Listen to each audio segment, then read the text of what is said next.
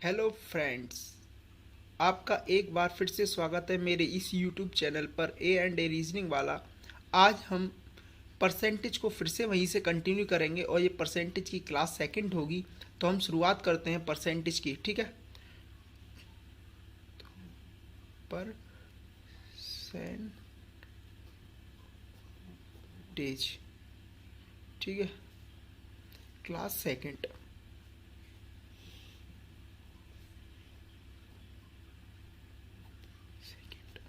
तो जैसे कि मैंने आपको कराई थी जितनी भी फ्रैक्शंस वैल्यू, उन सभी फ्रैक्शंस वैल्यू को एक बार हम रिवाइज मारेंगे, ठीक है।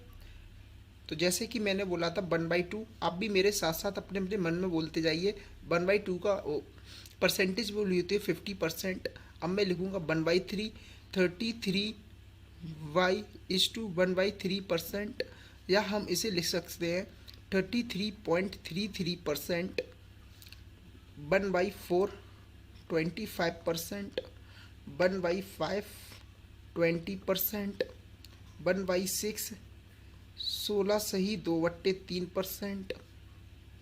1/7 14:2/7%, ठीक है।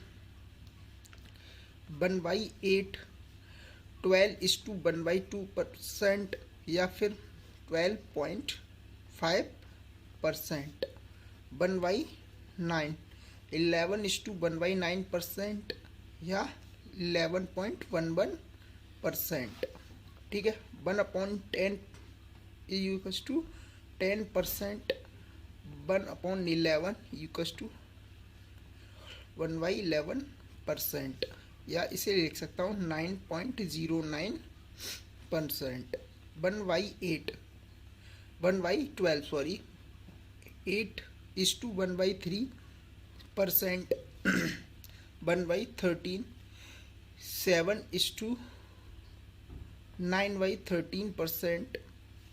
1/14 7:1/7%। 1/15 6:2/3%। 1/16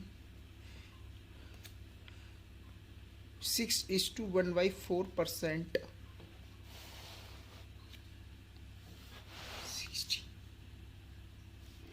1/17 5:15/17%। 1/18 5:5/9%। 1/19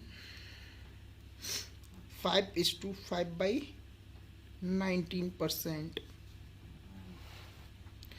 1/20 5%। 1/24 4/1/6%। 1/25 4%। 1/30 3:1/3%। 1/40 2:1/2%। 1/50 2%। इसके भी अलावा हमने कुछ और फ्रैक्शंस देखी थी। जैसे मैं कहूँ 3/8 37%। मैं कहूँ 5/8 62%। मैं कहूँ 7/8 87%, ठीक है। 4/7 57 सही 1/7%। 5/7 71 सही 3/7%। इसके अलावा हमने देखा 5/6 83:1/3%, ठीक है। तो अब हम शुरुआत करने जा रहे हैं कुछ बेसिक क्वेश्चंस के बारे में। मैं आपको बताने जा रहा हूँ। जैसे मैं लिख दूँ अब यहाँ पे 683 सही 1/3%। तो इसे मैं फ्रैक्शन में कैसे कन्वर्ट करूँगा ये देखते हैं। तो पहले मैं इसे 683 सही 1/3% को मैं लिख लूँगा 600%, और 83 सही 1/3% को मैं लिख लूँगा इधर अलग, ठीक है। अब 600% की जो फ्रैक्शन होती है वो कितनी होती है मैं जानता हूँ 6, ठीक है, प्लस 83 से 1/3 अभी हमने पीछे सीखा था, वो कितना होता है 5/6।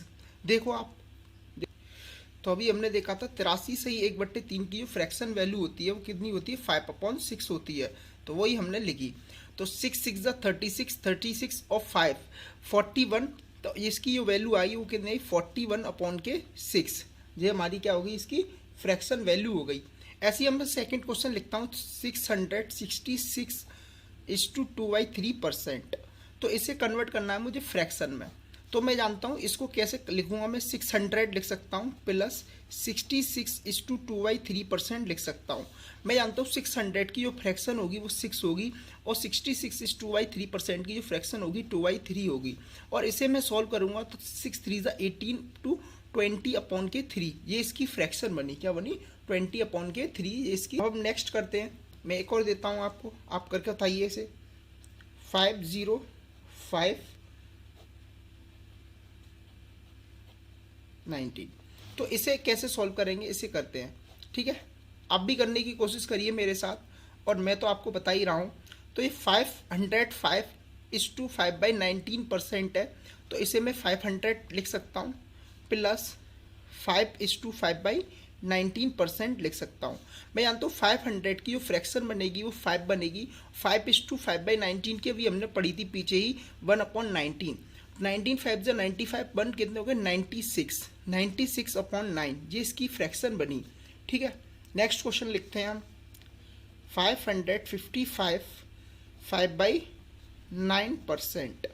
तो इसे मैं लिख सकता हूँ दो भागों में तोड़ के 500% प्लस के 55/5/9%। जैसा कि मैं जानता हूँ 500 की फ्रैक्शन वैल्यू हो गई 5 और 55/5/9। ये अभी हम पीछे पढ़ा था, कल मैंने बताया था 1/9। 1/9 क्या होता है 11:1/9%। तो ये इसका कितना हो गया 5 गुना, तो ये कितना होगा 5/9। तो इसकी जो कितनी 9 5 जा 45 और 5 कितने हो गए 50/9। तो इसकी जो फ्रैक्शन वैल्यू बनी वो क्या बनी 50/9, ठीक है।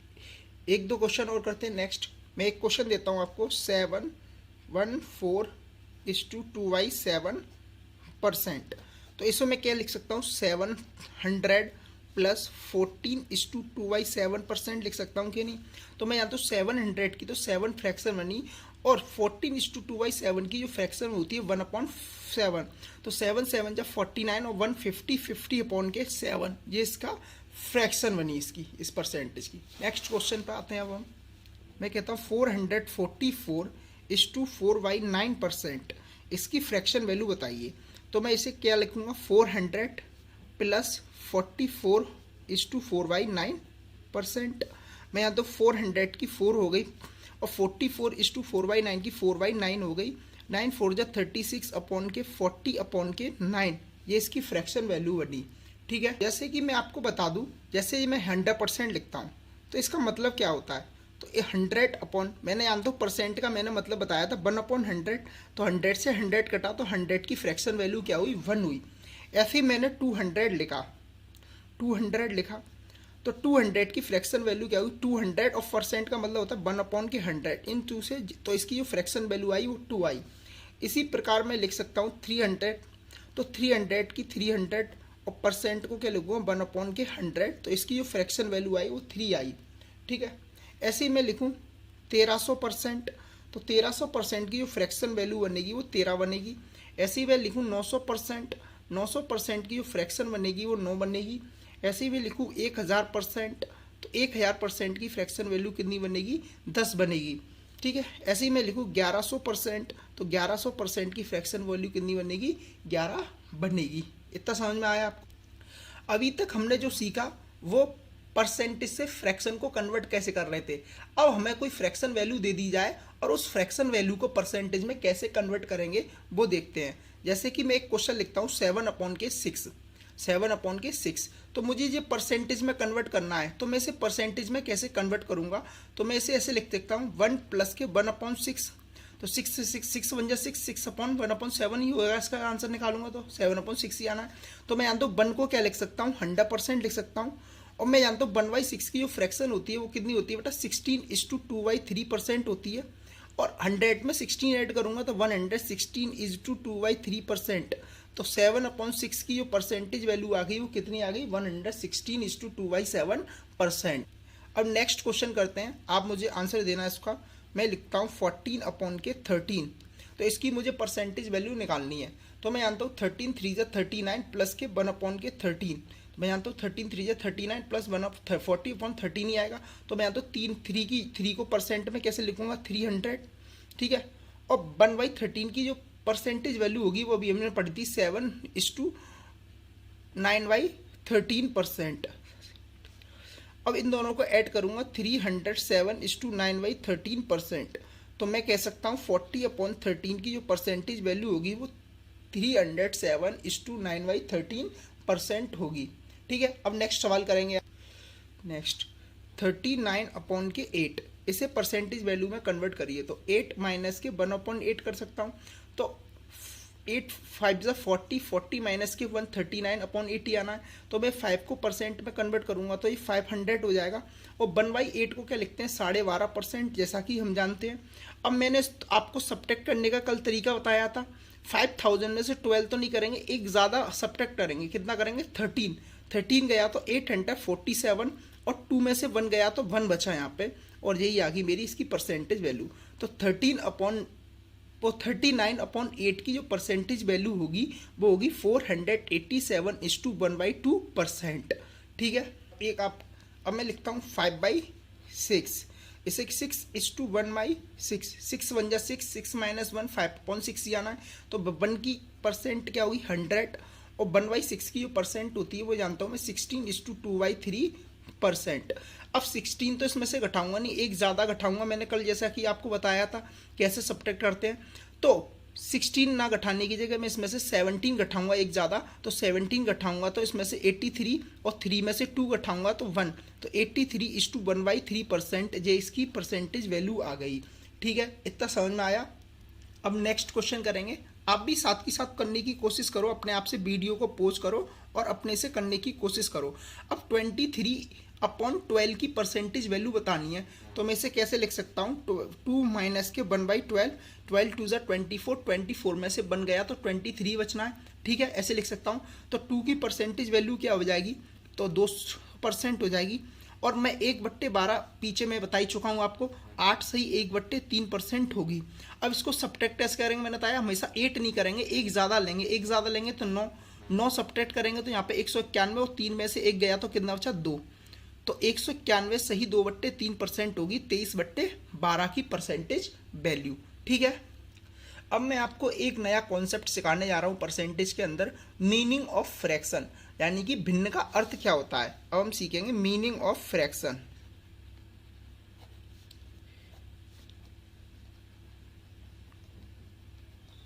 फ्रैक्शन, भिन्न का अर्थ, भिन्न का अर्थ, मीनिंग ऑफ फ्रैक्शन, ठीक है। जैसा कि हम जानते हैं 16:2/3%, इसकी जो वैल्यू होती है 1/6 होती है। तो मैं कहूँ 6 का 16 सही 2/3% एक आएगा, यानी कि 6 का 16 सही 2/3% निकालूँ मैं तो उसकी वैल्यू जो आएगी वो 1 आएगी। तो जो 1 आया वो हमारा क्या कहलाता है परसेंटेज रिजल्ट। यही हमारा क्या कहलाता है परसेंटेज रिजल्ट। और जो 6 है ये मेरा क्या कहलाएगा ओरिजिनल वैल्यू, क्या कहलाएगी ये मेरी ओरिजिनल वैल्यू, या फिर मैं इसे बोल सकता हूँ नॉर्मल वैल्यू। क्या बोल सकता हूँ नॉर्मल वैल्यू। हिंदी में बोलूँ तो मैं मूल मान, ठीक है। क्या बोलूँ मूल मान। तो देख भी लो, आप देख लो। मैं 6 का निकालूँ, मैं 6 का क्या निकालूँ 6 का 16:2/3% बताओ मुझे। 6 तो 6 का 16:2/% देखो, 6 का मतलब मल्टीप्लाई और 16:2/3% की मैं वैल्यू जानता हूँ 1/6 और 6 से कैंसिल होगा तो मेरा आंसर कितना है 1। तो जो 6 का 16 सही 2/3% ही मेरा क्या कहलाएगा परसेंटेज रिजल्ट। यही क्या होता है हमारा भिन्न का अर्थ। जैसे कि मैं कहूँ 37.5% ले लूँ, मैं क्या ले लूँ 37.5%, इसकी फ्रैक्शन वैल्यू होगी 3/8। तो मैं कह सकता हूँ 8 का 37.5% 3 होगा। 8 का 37.5%, 8 का 37.5% निकालूंगा तो कितना आएगा, 3 आएगा। मैं कहूँगा 8 का 37.5% क्या होता है, 3 होता है। तो ये 3 है, वही मेरा क्या कहलाएगा, परसेंटेज रिजल्ट कहलाएगा, परसेंटेज रिजल्ट। और जो 8 होगा वो मेरी मूल मान होगा, यानी कि ओरिजिनल वैल्यू होगी मेरी। क्या होगी, रियल वैल्यू या ओरिजिनल वैल्यू या फिर नॉर्मल वैल्यू बोलते हैं। और आप देख भी लो यहाँ पे, तो मैं कहूँ 8 का 37.5% निकालो, 8 का 37.5% निकालो, तो मैं जानता हूँ 8 का मतलब मल्टीप्लाई 37.5% की फ्रैक्शन वैल्यू होती है 3/8, 8 से 8 कैंसिल आ गया, तो यानी कि 3 मेरा रिजल्ट निकल का आया। तो यही मैं यहाँ पे बोल रहा हूँ, यानी 8 का 37.5% क्या आएगा, 3 आएगा। तो ये इसकी क्या कहलाएगी, फ्रैक्शन वैल्यू कहलाएगी। आप एक और देखिए, मैं लिखता हूँ 57 सही 1/7%, 57 सही 1/7%, इसकी क्या होगी 4/7। तो मैं कहूँ 7 का 57 सही 1/7% निकालूंगा तो वो मेरा क्या देगा, 4 आंसर देगा। यानी कि 4 जो आया वो मेरा क्या कहलाएगा, परसेंटेज रिजल्ट कहलाएगा। और जी 7 है वो मेरी क्या होगी, ओरिजिनल वैल्यू होगी। क्या होगी, ओरिजिनल वैल्यू या मूल वैल्यू होगी, मूल मान यानी कि हम बोल सकते हैं। इतना समझ में आया आपको। मैं आप सभी जानते हो, जैसे मैं 1 लिखूं तो 1 को परसेंटेज वैल्यू क्या होती है, 100%, क्योंकि 1 का मल्टीप्लाई 100 में 2 की परसेंटेज वैल्यू क्या होगी, 200%। ठीक है, ऐसी मैं लिखूं 18 की परसेंटेज वैल्यू क्या होगी, 1800%। ठीक है, जैसे कि मैं क्या लिखूँ 1800%, 18/1 इंटू 100 का मल्टीप्लाई करूँगा तो ये परसेंट में कन्वर्ट हो गया कि नहीं, तो ये क्या हो जाएगा 1800%। ठीक है, इतना समझ में आता है। अब हम एक क्वेश्चन करते हैं बेसिक सा, जो कि आपकी स्क्रीन पर है और आप इसे एक बार पढ़ें। ये कह रहा है, किसी संख्या को उसके 16 सही 2/3% में जोड़ने पर प्राप्त संख्या 4956 है, संख्या ज्ञात करें। तो हम देखते हैं, माना वो संख्या क्या है, x है। तो ये हमारा माना संख्या x है। क्या है वो संख्या, x है। तो कह रहा है किसी संख्या के 16 सही 2/3% में जोड़ने पर, किसी संख्या, कोई संख्या x है, x का ही मैं क्या निकालूं, 16 सही 2/3% जोड़ दूं तो वो रिजल्ट कितना आ जाता है मेरा, 4956 आ जाता है। ठीक है, तो x प्लस x का 16 सही 2/3% की फ्रैक्शन वैल्यू होती है 1/6 और 4956 में लिख देता हूँ। अब ये इधर जाएगा, यानी कि ये हो जाएगा 6 प्लस के अपॉन के 6,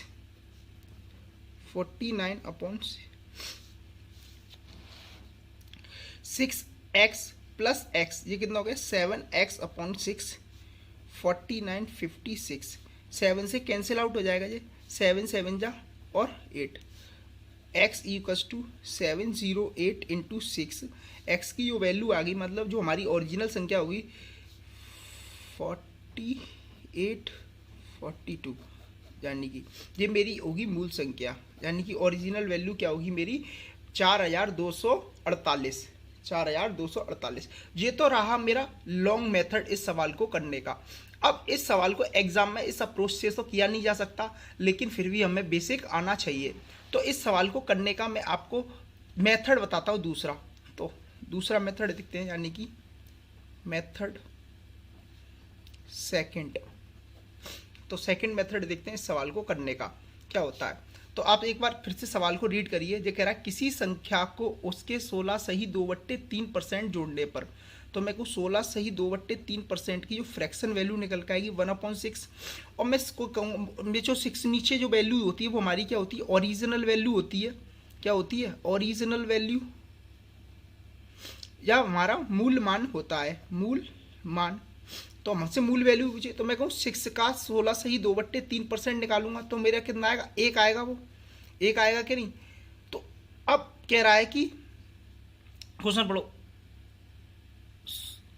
किसी संख्या को उसके 16 सही 2/3 में जोड़ने पर, किसी संख्या को, कोई संख्या, वो ओरिजिनल संख्या कितनी है 6 का 16 सही 2/3, 6 का 16 सही 2/3 कितना रहा 1, और 1 इसमें जोड़ने पर तो वो संख्या हमें क्या प्राप्त होती है, 7 प्राप्त होती है।